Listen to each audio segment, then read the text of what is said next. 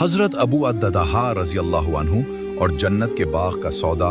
एक सहाबी हज़रत मोहम्मद मुस्तफ़ा सल्लल्लाहु अलैहि वसल्लम के पास हाजिर हुए और अर्ज़ की, या रसूल अल्लाह, मेरा एक पड़ोसी मुनाफिक है। उसका एक खजूर का पेड़ मेरी दीवार से सटा हुआ है। जब उसका फल गिरता है तो मेरे बच्चे उसे उठा लेते हैं, लेकिन वह आदमी दौड़कर आता है और बच्चों के मुंह से खजूरें छीन लेता है। नबी अकरम सल्लल्लाहु अलैहि वसल्लम ने उस व्यक्ति को बुलवाया और फरमाया, क्या तुम एक सौदा करोगे? वह पूछ बैठा, क्या? आप सल्लल्लाहु अलैहि वसल्लम ने फरमाया, मुझे ये पेड़ दे दो और बदले में मैं तुम्हें जन्नत में एक दरख्त दूंगा। उसने कहा, या रसूल अल्लाह, मेरे बच्चों को यही खजूर का पेड़ बहुत पसंद है।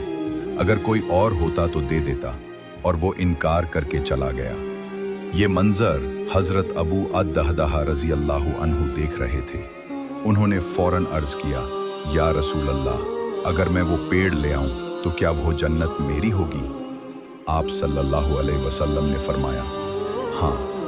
हजरत अबू अद्दहदाह रज़ी अल्लाहु अन्हु तुरंत उस मुनाफिक के पास गए और बोले, ये बताओ, तुम ये पेड़ कितने में दोगे?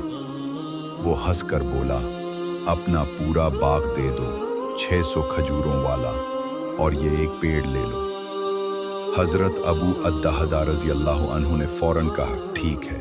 वो दौड़ते हुए रसूलुल्लाह सल्लल्लाहु अलैहि वसल्लम के पास पहुंचे और बोले, या रसूल अल्लाह, मैंने वो पेड़ ले लिया है। रसूलुल्लाह सल्लल्लाहु अलैहि वसल्लम मुस्कुराए और फरमाया, अबू अद्दहदाह, मैं देख रहा हूँ जन्नत में तुम्हारे लिए एक नहीं, हजारों बाग तैयार कर दिए गए।